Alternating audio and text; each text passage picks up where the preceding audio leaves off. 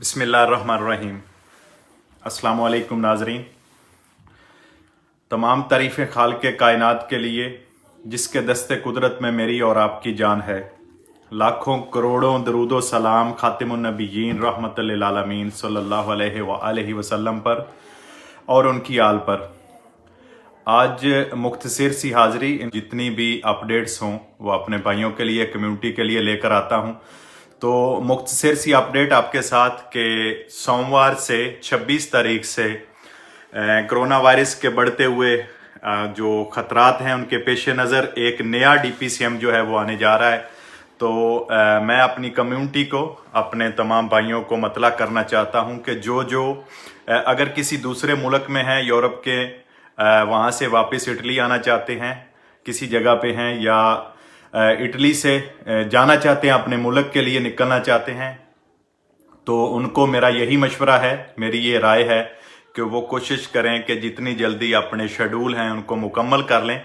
क्योंकि अभी जो हालात नज़र आ रहे हैं और जो गवर्नमेंट जिस तरफ जा रही है और जिस तरह कोरोना के जो खतरात हैं वो बढ़ रहे हैं, तमाम इंसानियत बीमारी से अल्लाह ताला महफूज फरमाए। तो इटली के जो हालात हैं इस वक्त दोबारा लॉकडाउन की तरफ जा रहे हैं और मैं अपने तज्ज़िये के मुताबिक अपनी जो एक मेरी राय है मैं वो आप तक पहुंचाना चाह रहा हूं कि अगले चंद दिनों में हो सकता है नवंबर के आखिर में, दिसंबर और जनवरी का महीना ये मुकम्मल लॉकडाउन की तरफ चले जाएं।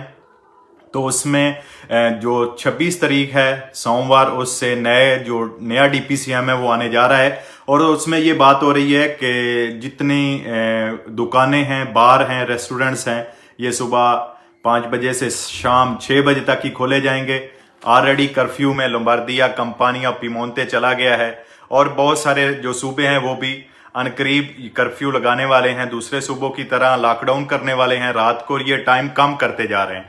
तो आप मेरी बात समझ गए होंगे, मैं खुलकर कुछ चीज़ें नहीं बता सकता। जो दोस्त जो भी फैसला करना चाह रहे हैं वो मुख्तसर वक्त में जल्दी करें। जहां भी अगर कोई बाहर मुल्क से दोस्त या अपने मुल्क जाना चाह रहा है तो वो मेरी बात अच्छे तरीके से समझ रहा होगा कि इटली जो है दोबारा लॉकडाउन की तरफ जा रहा है। एक सूबे से दूसरे सूबे में भी जाना मुश्किल हो जाएगा और उसके अलावा ट्रांसपोर्ट, ट्रेनें, बसें ये भी बंद होने की तरफ जा रही हैं और स्कूल जो हैं वो भी शायद दोबारा बंद कर दिए जाएं। तो अल्लाह ताला खैर-ओ-आफियत फरमाए, हमारी तो दुआ है।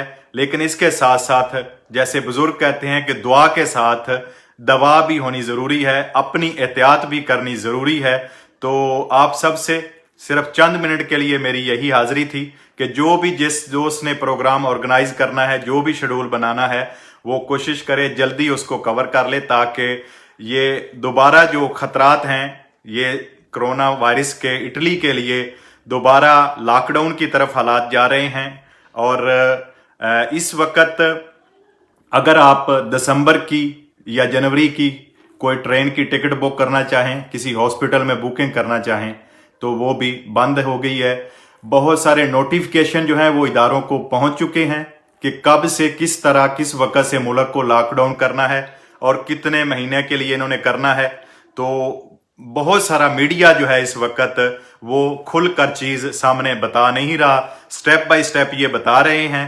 मैं अपनी कम्युनिटी से, अपने भाइयों से यही गुजारिश करूंगा कि जो हालात आने वाले हैं उनमें जिस तरह आज 20,000 तक नए केसेस पहुंच गए हैं, तो आप अपने फैसले जल्दी अच्छे तरीके से, एहसन तरीके से अंजाम दे लें। इंशाल्लाह बहुत जल्द इटालियन कवानीन अपडेट प्रोग्राम में आपके सामने दोबारा हाजिर होऊंगा और उसके साथ हम इंशाल्लाह इटालियन पाकिस्तानी नेशनल कमेटी की जानब से 2-3 प्रोग्राम आपके लिए लेके आ रहे हैं।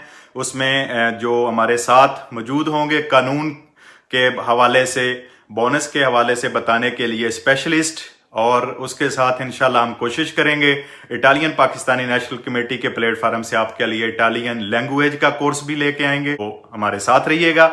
अगले प्रोग्राम तक अपने मेज़बान शाहिद मलिक को इजाज़त दें। फ़ी अमानिल्लाह, अल्लाह हाफिज़।